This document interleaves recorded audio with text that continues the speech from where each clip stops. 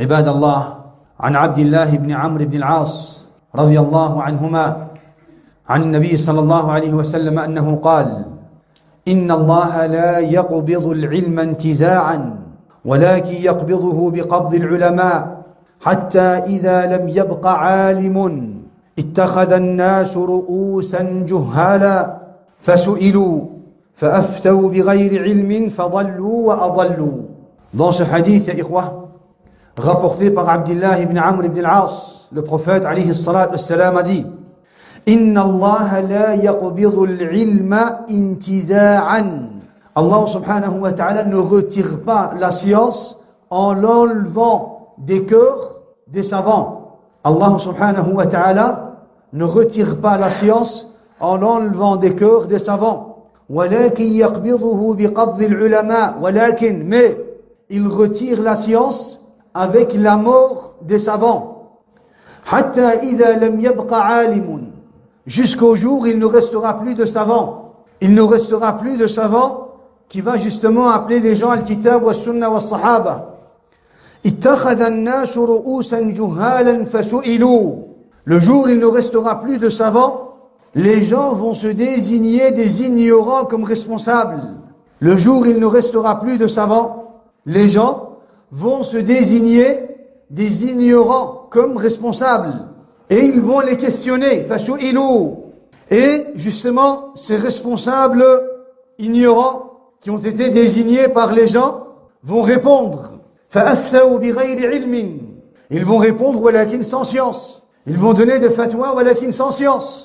Et ils vont s'égarer et égarer les gens. Ils vont s'égarer et égarer les gens. هذا الحديث يا إخوة حديث عظيم. Ce hadith يا إخوة est un hadith très important.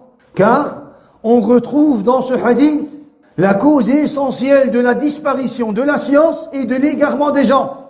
Dans ce hadith, on retrouve quoi? On retrouve la cause essentielle de la disparition de la science et de l'égarement des gens. Lorsque la science va disparaître, lorsque la science de l'kitab wa sunna wa sahaba va disparaître, les gens vont tomber dans quoi? Dans ad-dalal al-mubin. Les gens vont s'égarer. Les gens vont s'égarer. Lorsque les ignorants vont parler de la religion d'Allah tabaraka wa ta'ala, dans le langage, ya ikhwah, des savants, on les appelle al-muta'alimoun. Al-muta'alim. Al-muta'alim, ya ikhwa, il y a une différence entre al-muta'allim et al-muta'alim. Al-muta'allim, c'est celui qui apprend la science. Al-muta'allim, c'est celui qui apprend la science.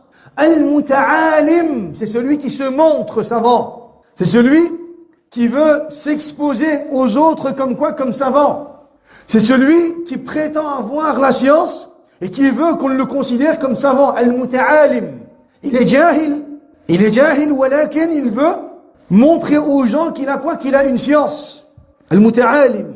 Et bien sûr, al-muta'alim, ya ikhwa, qu'est-ce qu'il va faire? Il va justement aborder les sujets de la religion sans science. C'est ce qu'on appelle al-jahl al-murakkab. L'ignorance, walakin de la deuxième catégorie.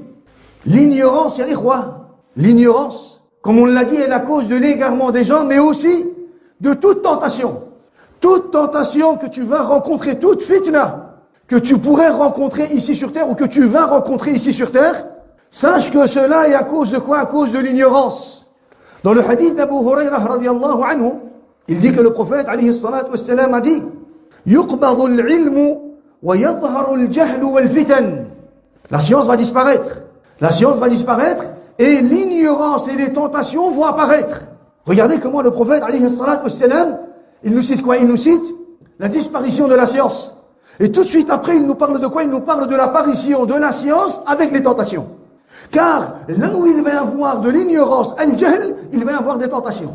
Là où il va y avoir al-jahl, de l'kitab wa sunnah et de sahaba, il va y avoir quoi? Il va y avoir des tentations, al-fitan. Al-fitan. C'est pour cela que dans un autre hadith, regardez, un hadith qui nous a été rapporté par Abi Umayyah al-Jumahi, marfou'an ila al-Nabi sallallahu alayhi wa sallam, il dit أن من أشراط الساعة التماس العلم عند الأصاغر. Il fait partie des signes de la fin des temps, le fait d'apprendre la science auprès de l'Asaghir. L'Asaghir, ya ikhwa, linguistiquement, Al-Asaghir, ça veut dire les petits. ولكن les savants d'Ahl Sunnah wal Jama'a utilisaient ce terme pour ceux qui vont interpréter la religion bil ra'i. Al-Asaghir, il fait partie des signes de la fin des temps, le fait que les gens vont apprendre la religion de qui? De l'Asaghir. Al-Asaghir, c'est-à-dire ceux qui vont parler de la religion avec leurs avis, avec des déductions, des suppositions, avec ilm al-kalam, ou alors avec al-falsafa. Ceci est un des signes de la fin des temps, ya ikhwa. Nu'aym ibn Hammad dit, j'ai demandé, ou il a été demandé à Abdullah ibn al-Mubarak, man al-Asaghir? Qui sont les petits? Ou alors qui sont al-Asaghir? Alors Abdullah ibn al-Mubarak a dit, alladhina yaquluna bi ra'yihim. Al-Asaghir, les petits sont ceux qui vont parler de quoi? De leurs avis. Ils vont parler d'eux-mêmes. Ils vont faire des interprétations d'eux-mêmes. Ils vont voir un hadith et ils vont interpréter le hadith à leur façon. Al-Asaghir. Alors il dit, فَأَمَّا صَغِيرٌ يَرْوِي عَنْ كَبِيرٍ فَلَيْسَ بِصَغِيرٍ. ولكن le jeune garçon, le jeune homme, l'étudiant, le musulman, qui va transmettre d'un grand, c'est-à-dire d'un des prédécesseurs, d'un compagnon, d'un tabi'i, ou alors d'un savant d'Ahl Sunnah wal Jama'a, un jeune homme qui va transmettre une explication, ou alors une science, d'un des savants d'Ahl Sunnah wal Jama'a, lui, même s'il est jeune, parce qu'il prend comme référence le kitab wa sunnah wa sahaba ridwanullahi anhum ajma'in, il est grand. Et c'est sa science qu'on va prendre en considération. Abdullah ibn Mubarak, il dit, lorsqu'il interprète le hadith du prophète alayhi salatu wassalam, dans lequel il dit qu'il fait partie des signes de la fin des temps, le fait d'apprendre la science des petits. Qui sont les petits? Abdullah ibn Mubarak dit, Al-Asaghir, alladhina yaquluna bi ra'yihim. Al-Asaghir, les petits sont ceux qui vont interpréter la religion à leur façon. Ils vont interpréter la religion à leur manière. Ils vont interpréter la religion selon quoi? Selon leurs avis et leurs pensées, des déductions, des suppositions, ilm al-kalam wal falsafa ila akhirih. Walakin, celui qui va transmettre une compréhension, qu'est-ce que ça veut dire? Ça veut dire que tu as un hadith. Walakin, même quand tu veux expliquer ce hadith, même quand tu veux donner des explications par rapport à ce hadith, tu as besoin de transmettre la compréhension des savants d'Ahl Sunnah wal Jama'a. Et donc le musulman qui va transmettre la compréhension d'un des savants d'Ahl Sunnah wal Jama'a, lui, même s'il est jeune, il est grand. Même s'il est jeune, il est grand. Regardez, Makhoul disait, تفقه السفلة فساد الدين. تفقه السفلة.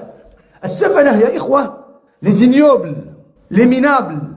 Les ignobles, ya ikhwa, et les minables qui vont apprendre la religion, l'apprentissage de la science par les ignobles, les minables, et la destruction de la religion. Subhanallah, Makhoul disait, lorsque vous allez voir des gens, des ignobles, des vauriens, des misérables, qui vont apprendre la religion, sachez que cela va causer quoi? En partie la destruction de la religion. Pourquoi? Pourquoi Makhoul disait cela, ya ikhwa?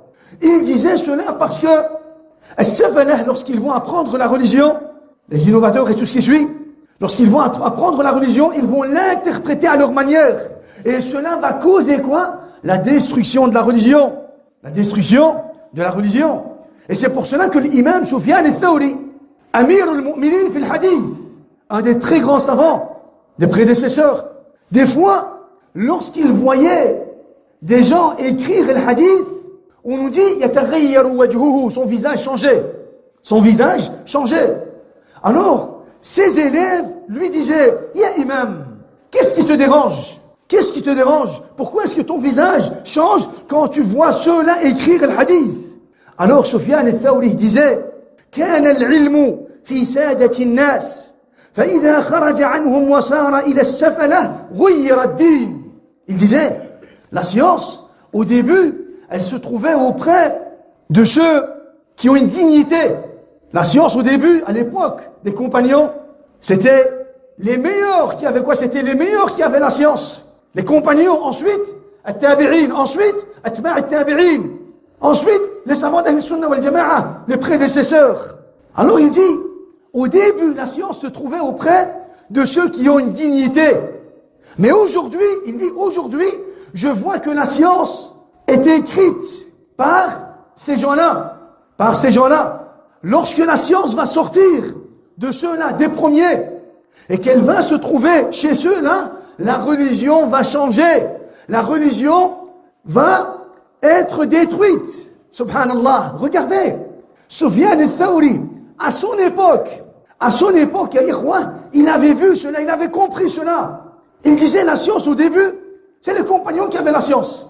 Et les tabi'in, pour apprendre cette science, qu'est-ce qu'ils avaient fait? Ils avaient été rencontrés à Sahaba. Et ils avaient entendu la science directement de la bouche de Sahaba. Et atba'u tabi'in, ils ont été rencontrés les tabi'in. Et ils ont écouté la science directement de la bouche des tabi'in. Alors Sufyan al-Thawri dit, lorsque la science va quitter ces gens-là, et qu'elle va se retrouver auprès de ceux-là, la religion va changer. Pourquoi? Parce que ces gens-là vont interpréter la religion à leur manière. Ces gens-là vont interpréter la religion à leur manière. Et c'est ce qui va, c'est ce qui va quoi causer la destruction de quoi? De la religion. L'imam al-Awza'i disait, ya ikhwa, كان العلم كريما بملاقاة الرجال فلما صار في الكتب صرت تجده عند العبد والأعراب. Il dit la science, l'imam al-Awza'i, il dit la science était quelque chose de précieux. Tu ne pouvais la rencontrer que dans la poitrine de l'homme. Subhanallah. L'imam al-Awza'i dit la science était quelque chose de précieux. Tu ne pouvais la rencontrer que dans la poitrine de l'homme. Ça veut dire quoi? Ça veut dire que les tabi'in, eux, ils ont appris la science directement de la poitrine des compagnons. Et atba'u tabi'in, ils ont appris la science directement de la poitrine des tabi'in. Et ainsi de suite. Alors il dit, فَلَمَّا صَارَ الْعِلْمُ فِي الْكُتُبِ وَلَكِنْ le jour où cette science s'est retrouvée dans les livres, dans les bouquins, صِرْتَ تَجِدُهُ عِنْدَ الْعَبْدِ وَالْأَعْرَابِ. Le jour où cette science va se trouver dans les livres et les bouquins, tu vas retrouver cette science auprès des esclaves et des bédouins. Pourquoi est-ce qu'il dit cela? Pour dire que ces gens-là, qu'est-ce qu'ils vont faire? Ils vont trouver la science dans les livres, ils vont prendre les récits, les versets, les hadiths et les riwayat, et ils vont les interpréter à leur manière. Et cela va causer quoi? La destruction de la religion. Qu'est-ce qu'ils vont faire? Ils vont faire du copier-coller. Qu'est-ce qu'ils vont faire? Ils vont interpréter à leur manière. Ils vont faire des déductions, ils vont faire des suppositions, et ils vont essayer d'expliquer la religion. L'imam al-Awza'i, il avait compris cela. Il savait très bien que cela allait causer la destruction de l'islam. On va dire la falsification de l'islam. C'est pour cela que des grands savants d'Ahl Sunnah wal Jama'a, comme l'imam Ishaq ibn Rahawayh, ou alors Abdullah ibn Mubarak, ou alors Muhammad ibn Yahya, avant de mourir, qu'est-ce qu'ils avaient fait? Ils avaient enterré leurs livres. Ils ont enterré leurs livres, subhanallah, des ouvrages, des livres de ilm, de science, ils les ont enterrés. Ils les ont enterrés, pourquoi? Ils ont dit, ils ne peuvent pas apprendre la science directement de ces livres. Ils ne peuvent pas apprendre la science directement de quoi? De ces livres. Ceux à qui on leur a transmis, qu'ils apprennent la science de ceux à qui on leur a transmis. Mais apprendre directement de ces ouvrages, ils ne vont pas pouvoir apprendre. Pourquoi? Ils vont interpréter à leur manière. Ils vont prendre le hadith et l'interpréter à leur manière. Et cela va causer quoi? Et cela va causer la falsification de quoi? De la religion, et quoi? C'est pour cela que apprends la religion. Kun muta'alliman wa la takun muta'aliman. Sois muta'allim, apprends la religion. Walakin ne sois pas muta'alim. Ne fais pas le connaisseur pour des sujets dont tu n'as pas de science. Tu n'as pas de science, dis Allahu a'lam. Ne sois pas muta'alim. Le muta'alim, c'est celui qui va se montrer connaisseur. Ne sois pas muta'alim, mais ne fréquente pas aussi al-muta'alim. N'écoute pas al-muta'alim. N'apprends pas ta religion de al-muta'alim. Ne t'assieds pas avec al-muta'alim. Al-muta'alim, c'est celui qui n'a pas de science, c'est le jahil. Walakin le jahil, qui veut absolument montrer aux gens qu'il a quoi? Qu'il a une science. Reste quoi? Reste attaché à al-kitab wa sunnah wa sahaba. Et reste loin de quoi? De toute explication. En dehors de quoi? En dehors de la révélation et de la première compréhension. Regardez, subhanallah. La science, la science, à la base, est quelque chose de concret. La science, la révélation et la première compréhension. ولكن les juhal, al-muta'alimoun, ceux qui se voient déjà comme des savants et qui sont ignorants à la base, qu'est-ce qu'ils vont faire? Ils vont élargir le cercle de la science. Regardez, Ali ibn Abi Talib radiallahu anhu dit, al-ilmu nuqta. La science est comme un point, la science. C'est quoi la science? La science, al-kitab wa sunnah wa sahaba. Il n'y a pas besoin d'explication. Il n'y a pas besoin de quoi? De plus que cela. Bien sûr que tu as besoin de quoi? D'apprendre et de savoir les sciences qui vont quoi? Qui vont t'aider à comprendre le kitab wa sunna wa sahaba. Mais à la base, tu dois te limiter. Que ce soit pour l'aqida, ou alors pour l'ibadat, ou alors pour l'akhlaq, ou alors pour le muamalat, ou alors pour le sulukiyat. Tu dois quoi? Tu dois te limiter à le kitab wa sunna wa sahaba. Il dit, Ali ibn Abi Talib, al-ilmu nuqta. La science est comme un point. Et les juhal, les ignorants, qu'est-ce qu'ils ont fait? Les ignorants ont élargi ce point. Pourquoi?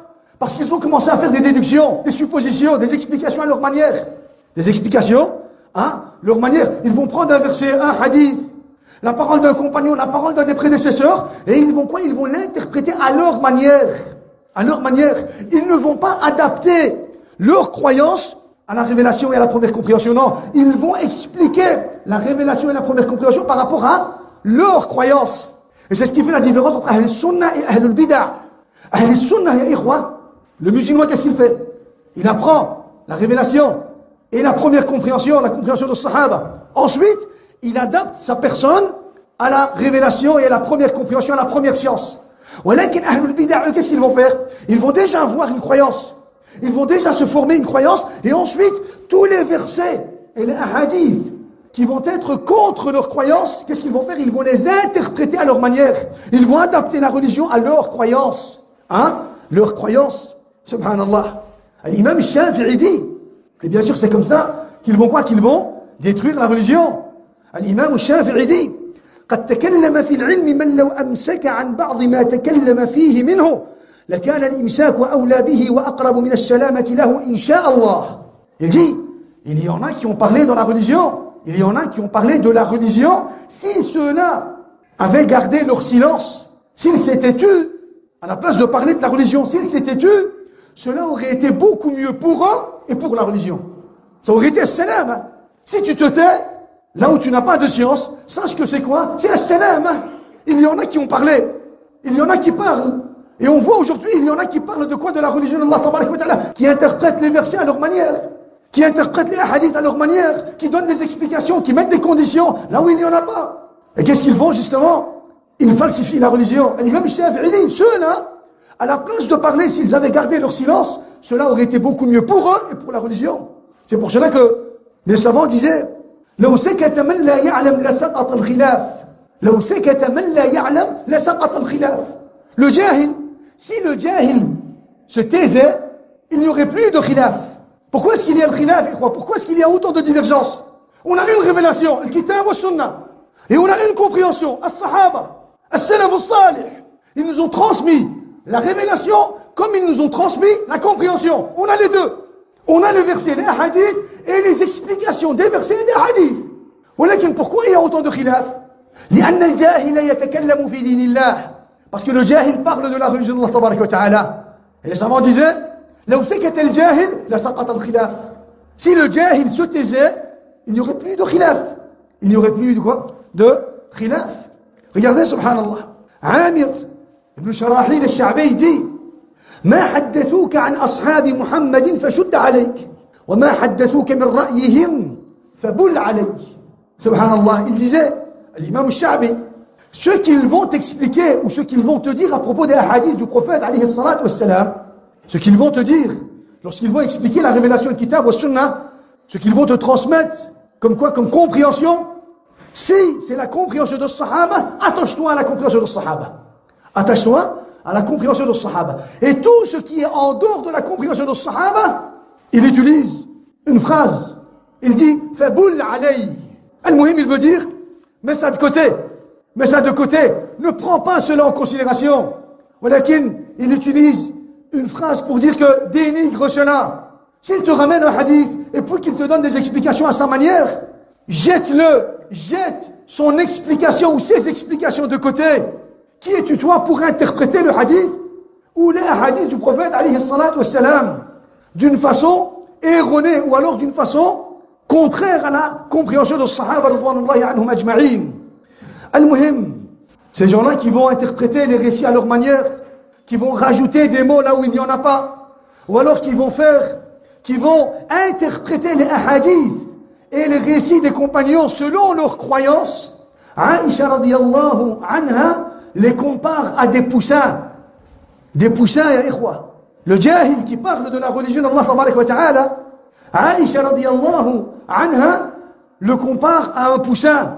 On a dans un récit Abu Salama, le fils de Abdurrahman ibn Auf. Un jour, il est venu voir qui? Il est venu voir Aïcha radiyallahu anha. Et il lui a posé une question. Voilà, une question qui concerne, le sujet, c'est un sujet qui concerne les grands. Taban, ça a été interprété différemment de plusieurs façons. Voilà, une des interprétations qui nous ont été rapportées, par les savants, lorsque Abu Salama ibn Abdurrahman ibn Auf a posé la question, Aïcha radiyallahu anha lui a dit, Hal tadri ma mathaluka ya Aba Salama? Sais-tu toi ton exemple ya Aba Salama? Mathaluka mathalul farrouj yasma'u diyaka tasrukhu fayasrukhu ma'aha. Ton exemple est comme l'exemple d'un poussin, un poussin qui entend les coqs chanter et il se met à quoi? Il se met justement à essayer d'imiter les coqs dans leur chant. Il dit, toi, tu es comme un poussin. Tu es comme un poussin. Tu entends les coqs chanter, tu entends les grands parler de l'ilm. Il dit, toi, tu es encore petit, voilà, tu entends les grands parler de l'ilm, de l'kitab, wa sunnah, wa sahaba. Et tu veux quoi? Et tu veux faire partie de leur cours. Il dit, tu es comme un poussin qui entend les coqs chanter et qui veut imiter leur chant. Qui veut les imiter dans quoi? Dans leur chant. C'est pour cela, fais attention. Sois muta'allim, walakin ne sois pas muta'alim. Sois muta'allim et ne fréquente pas, ne t'assieds pas et n'apprends pas ta religion de qui? De al-muta'alim. Al-muta'alim. Bien sûr, ils ont été nommés, ikhwa, al-muta'alimoun, ont été nommés de plusieurs noms, on va les citer, Inch'Allah, la prochaine fois. Walakin, dans certains hadiths, le prophète les a appelés al-ruwaybida. Al-ruwaybida. Dans un autre hadith, le prophète, alayhi salatu wassalam, les a appelés sufaha ul-ahlam. Et il y a encore d'autres termes, walakin, des savants, il y a des savants qui les ont appelés mufti al-khunfushar. Mufti al-khunfushar. Que veut dire mufti al-khunfushar, ya ikhwa? En fait, il y avait un muta'alim, un jahil murakkab. C'est-à-dire qu'il était jahil, voilà qu'il se montrait savant. Et alors, il répondait à toutes les questions. Il n'y avait pas une question qu'on lui posait sans qu'il ne donne de quoi de réponse. Alors, aqranuhu, ses amis, ont remarqué cela. Et ils se sont rassemblés une fois et ils ont dit, on va inventer un mot. Un mot qui n'existe pas dans le dictionnaire de la langue arabe. On va inventer un mot et on va lui poser la question. S'il nous dit qu'il ne connaît pas ce mot, c'est qu'en réalité, il répondait correctement. Et s'il répond différemment, alors à ce moment-là, on verra son vrai visage. Alors ils ont commencé à parler entre eux-mêmes et ils ont formé un mot, al-khunfushar. Un mot qui n'existe pas dans le dictionnaire. Al-khunfushar. Aujourd'hui, peut-être, vous allez quand même le retrouver dans quoi dans le dictionnaire pour dire que cet homme est tombé dans quoi? Dans ce piège. Al-khunfushar, ils ont été et ils lui ont dit, ya fulan, on a une question pour toi. Que veut dire al-khunfushar? Alors il a dit al-khunfushar, nabatun tayyibur ra'iha, yanbutu bi atrafi al-Yaman. إذا أكلته الإبل عقد لبنها. Elle a dit, le khunfushar, c'est une plante. Une plante qui a une très bonne odeur. Une plante qui a une très bonne odeur. Qui pousse au Yémen. Lorsque le chameau ou la chamelle, mange de cette plante, son lait se retire. Et puis il a cité quelques poésies.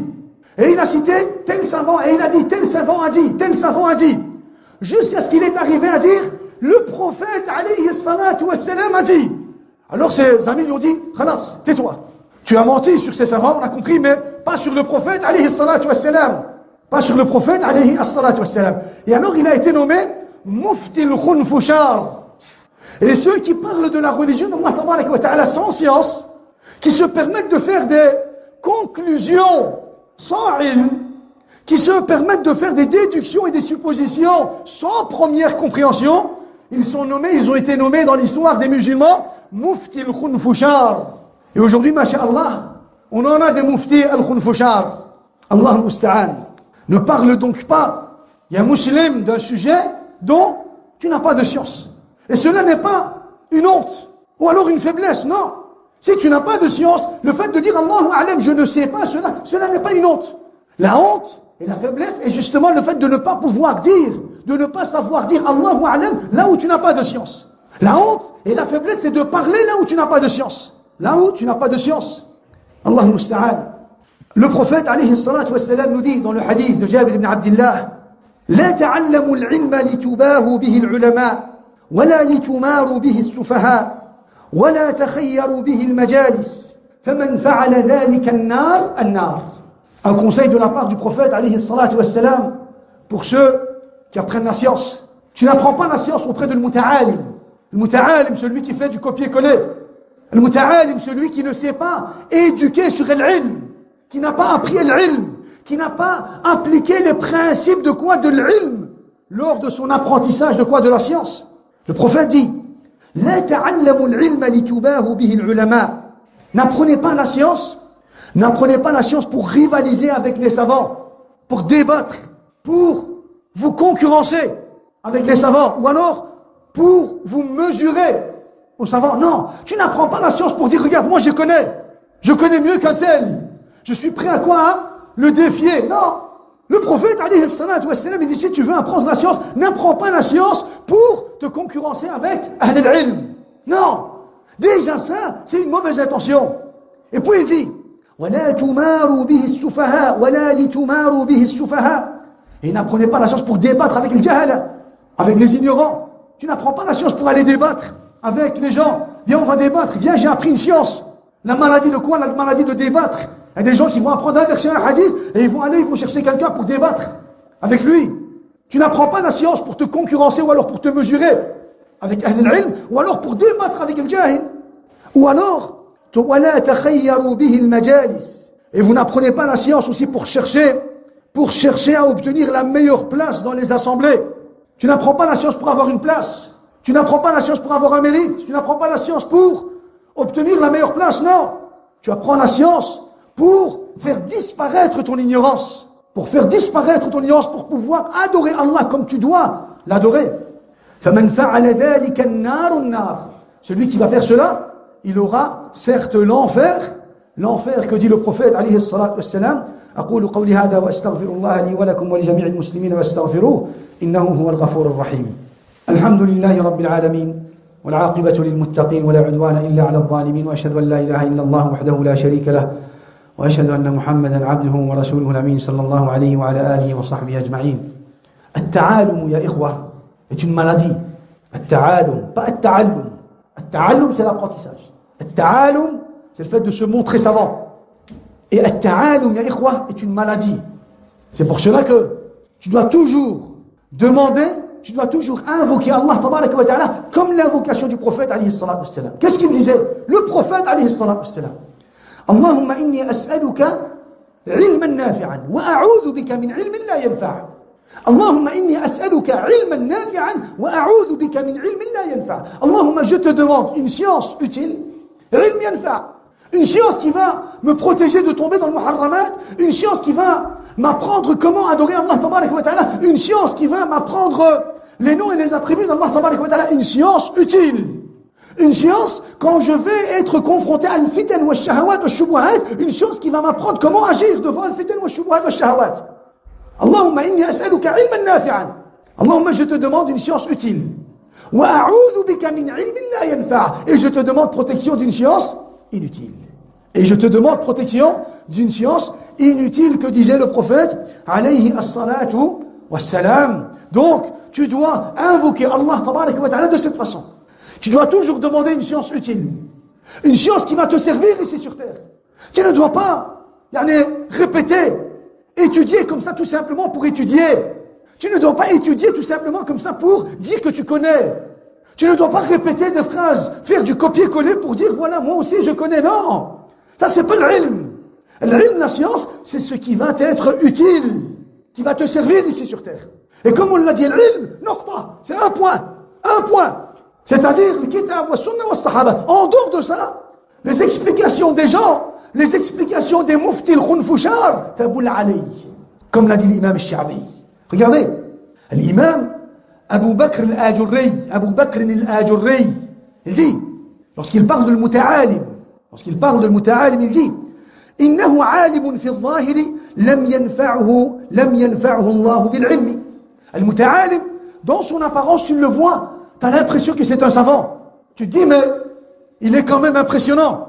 Il dit, l'imam Abu Bakr al-Ajurri dit, lorsqu'il parle de muta'alim, il dit, innahu alimun fi al-zahir. Fi al-zahir, quand tu le vois, dans son apparence, dans ses paroles, quand il parle, tu te dis, c'est un savant. Walakin, il dit, lam yanfa'hu Allah bi'ilmihi. Walakin, c'est quelqu'un, Abu Bakr al-Ajurri dit, walakin, en réalité, c'est quelqu'un qui n'a pas su retirer profit de sa science. Il n'a pas profité de sa science. Il dit, bal talabahu lil fakhri wal riya'i wal jadali wal mira. Au contraire, il a appris la science. Pourquoi? Il a appris la science pour se vanter à ses camarades, pour dire, vous ne connaissez pas, mais moi je connais. Vous ne savez pas écrire, mais moi je sais écrire. Vous n'avez pas de notes, mais moi j'ai un cahier de notes. Vous n'avez rien, mais moi j'ai tout ce que je dois avoir. Ben talabahu lil fakhri. Il l'a étudié, il a appris la science pour le fakhr. Attention, je m'adresse directement aux jeunes musulmans qui apprennent et qui vont apprendre et qui veulent apprendre la science. N'apprends jamais l'ilm pour te vanter avec celle-ci. N'apprends pas la science pour te vanter avec celle-ci. Jamais. Jamais. Il dit, il l'a appris, au contraire, il l'a appris pourquoi? Pour se vanter. Ou alors, par ostentation. Ou alors, pour débattre avec les gens. Ou alors, pour débattre avec les gens. Regardez, il dit, ينسب نفسه إلى أنه من العلماء وأخلاقه أخلاق أهل الجهل والجفاء. الله أكبر. Il dit, cet homme, le muta'alim, qui s'attribue à l'ilm, il dit, il s'attribue à la science, ولكن son akhlaq, son comportement est le comportement des gens de l'ignorance, de l'jahl. Subhanallah. Yani, il s'attribue à la science. Regardez, les savants d'office, quand ils parlent de la science, ils parlent de l'akhlaq. Pourquoi? Parce que tu ne peux pas apprendre, toi, l'ilm, en ayant un comportement de jahl. Au contraire, les savants nous ont dit qu'on devait d'abord corriger quoi? Qu'on devait d'abord corriger notre comportement avant même d'apprendre quoi? Avant même d'apprendre la science. Alors il dit, ce muta'alim, il a quoi? Il s'attribue à la science, walakin il a en lui le comportement de ahl al-jahl. Il dit, fitnatun li kulli maftoun. Al-muta'alim, il est comme une fitna pour tous ceux qui sont prêts à tomber dans la fitna. Fitnatun li kulli maftoun. Al-muta'alim. On ne parle pas, de celui qui va bien sûr expliquer la religion, bil kitab wa sunnati wa fahmi as-sahaba. Non. Ici on parle de al-muta'alim. Al-muta'alim. Il dit, il est fitnatun li kulli maftoun. Il est une fitna pour tous ceux qui sont prêts à tomber dans la fitna. Il dit, lisanuhu lisanul ulama wa ilmuhu ilmu as-sufaha. Lisanuhu lisanul ulama wa ilmuhu ou fahmuhu fahmu as-sufaha. Son langage est le langage des savants, mais sa science ou sa compréhension est la compréhension de sufaha, des misérables, des juhal. Il va parler avec des termes scientifiques. Quand tu vas l'écouter, tu vas être impressionné, tu vas dire, mais c'est vrai qu'il a peut-être raison. C'est vrai qu'il a peut-être une science. Vous voyez qu'il a une science, il a quand même parlé quoi? Il a quand même cité des explications. Lisanuhu lisanul ulama. Walakin dans le fond, dans le concret, quand tu descends encore un peu plus bas, quand tu recherches encore un peu plus, tu vois qu'en réalité, ce n'est qu'un langage, mais en réalité, la compréhension est la compréhension de Ahl al-Jahl. Subhanallah. C'est pour cela que ne sois pas muta'alim, sois muta'allim. Qu'Allah subhanahu wa ta'ala fasse qu'on puisse être muta'allimin et pas muta'alimin. Qu'on puisse apprendre la religion sidqan wa haqqan seulement pour Allah tabarak wa ta'ala. Et pour finir, je vous cite le conseil de Omar ibn Khattab radiyallahu anhu. Il donne le conseil à un tabi'i, Kumayl ibn Ziyad al-Nakha'i. À Kumayl ibn Ziyad al-Nakha'i. Il lui dit, Ya Kumayl, inna al-quluba inna hadhihi al-quluba aw'iyah. Ya Kumayl, sache que les cœurs sont comme des récipients. Les cœurs sont comme des récipients. C'est à toi de voir ce que tu vas mettre dans quoi? Dans ton cœur. Tu veux mettre dans ton cœur l'amour de quoi? De l'ilm, de la science, de l'islam, khalas.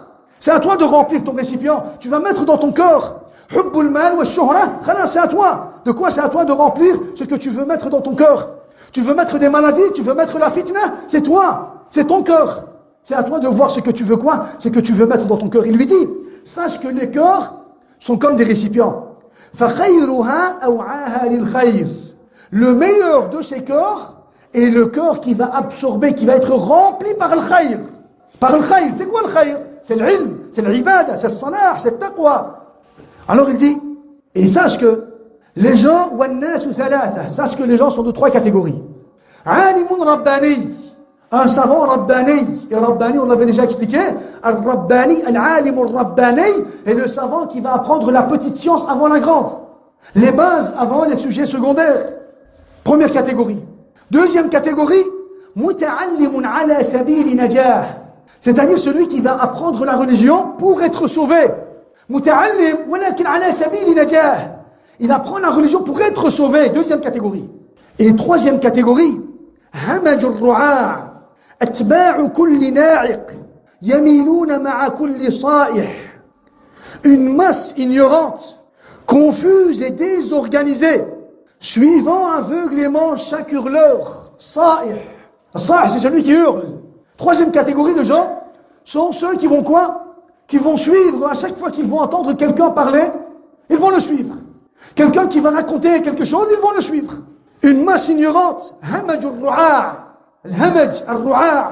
une masse ignorante, confuse et désorganisée. Qu'est-ce qu'ils vont faire? Ils vont suivre aveuglément chaque hurleur. C'est-à-dire qu'ils ne vont pas avoir de quoi de stabilité et de fermeté. Dans quoi? Dans leur religion. Il dit, Omar ibn Khattab, ils n'ont pas profité de quoi? Ce sont des gens qui ne vont pas avoir profité avec la lumière de l'ilm, avec la lumière et la bénédiction de l'ilm. Parce qu'encore une fois, tu n'apprends pas l'ilm pour dire que tu as appris l'ilm. Tu apprends l'ilm pour profiter de la lumière de cette science.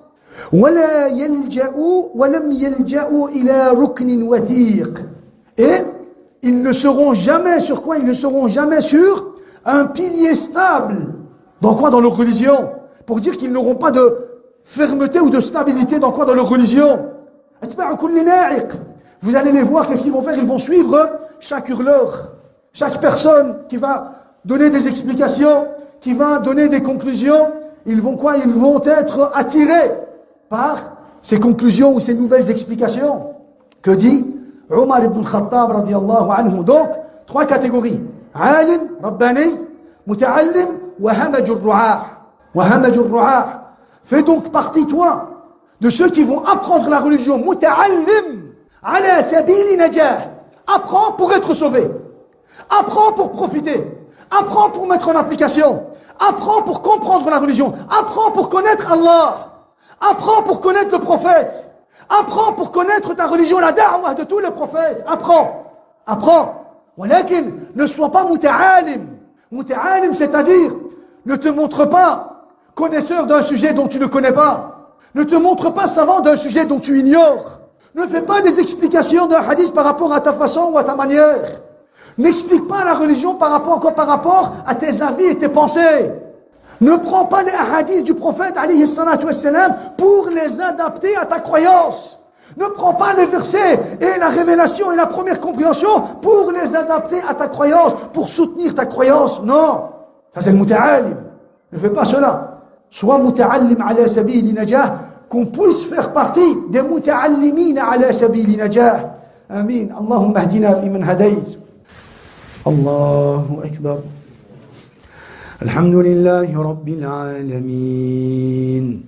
الرحمن الرحيم مالك يوم الدين إياك نعبد وإياك نستعين اهدنا الصراط المستقيم صراط الذين أنعمت عليهم غير المغضوب عليهم ولا الضالين